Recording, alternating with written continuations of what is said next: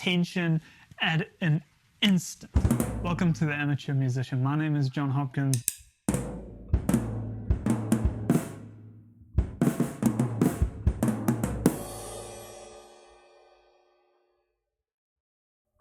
Now, a transient is basically the sound that occurs when two objects collide with one another. It's an impact sound. So when two things hit each other, there's that initial sound of these two things hitting each other that spikes almost instantly, super loud and super crisp and super clear. And whatever you hear after that falls into one of three categories: sustain, resonance, or reverberation. Now, a guitar string, for instance, has a transient. When a plectrum impacts a guitar string, it creates a transient because there's an impact between the plectrum and the guitar string. But immediately after that, what follows is sustain mixed with some resonance, depending on what guitar is being played. Now, a drum kit has a transient, and then it has some sustain and some resonance in the drum, but a lot less than a guitar. But in order to help you really differentiate between the transient sound and the resonant sound and the sustained sound, do a quick experiment with me. Take your two hands, hold them flat in front of you just like this, and clap them together. Now, that sound that you hear there is almost primarily a transient.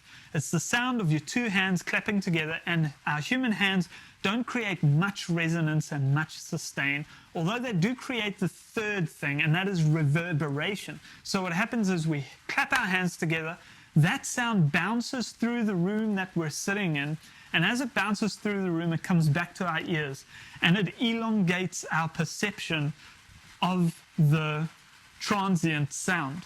Now, if you want to hear a more clear transient sound without the reverberation, I invite you to go stand in the middle of a vast open field and clap your hands together as loud as you possibly can.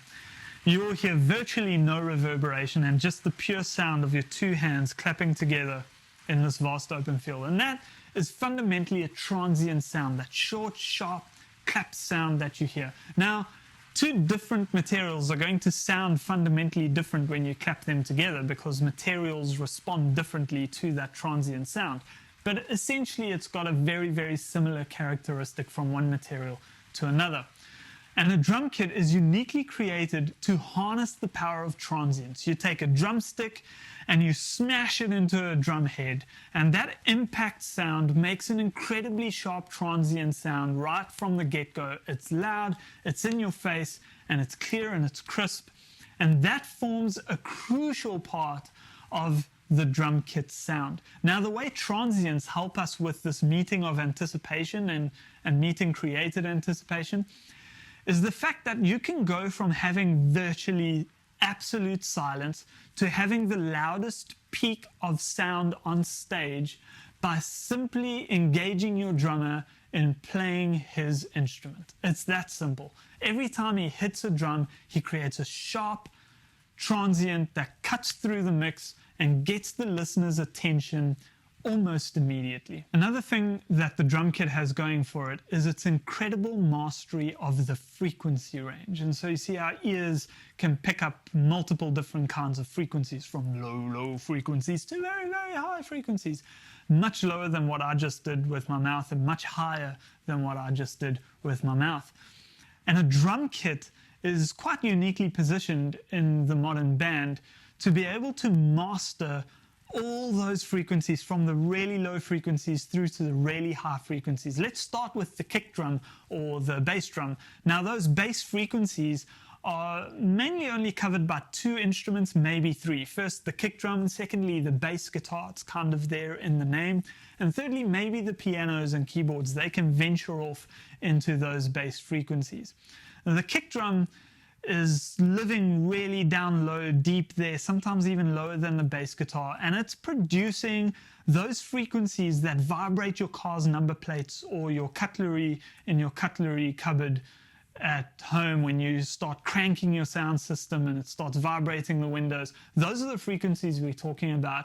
And a kick drum lives down low in those low frequencies, and it creates this groove, and that groove is mostly responsible for making people and inanimate objects dance.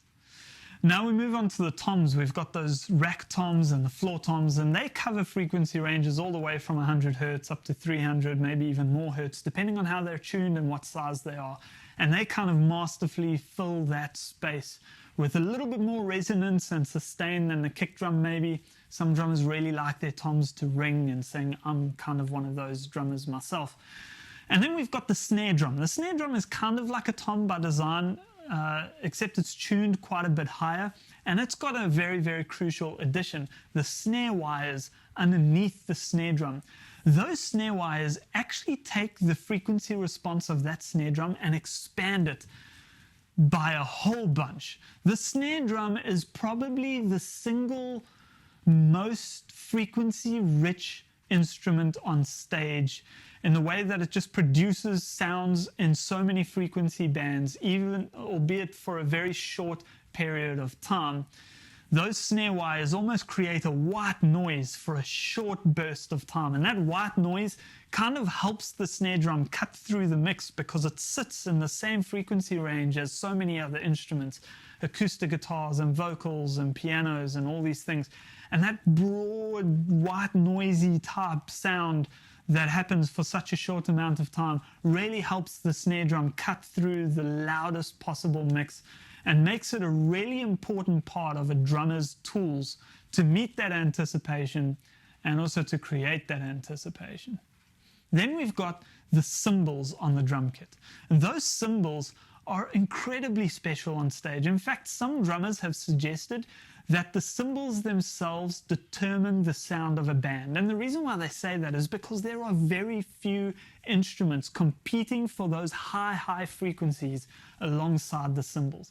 Now, most instruments and the human voice produce some frequencies up there, especially in the transients, and in case of the human voice with sibilants and air.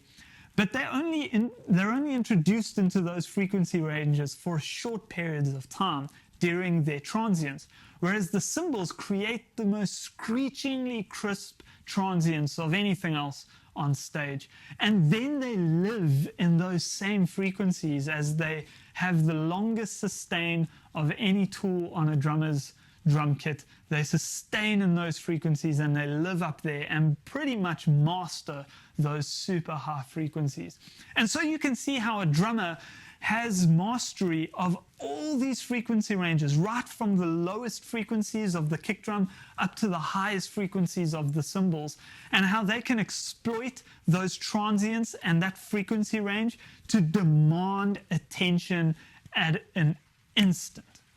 And so they can use that together with meeting their anticipation, together with dynamics and alternating beats, and they can absolutely craft and guide listeners through the story of the song in an incredible way, in a way that most listeners don't even realize how important it is. I'll see you in the drum courses.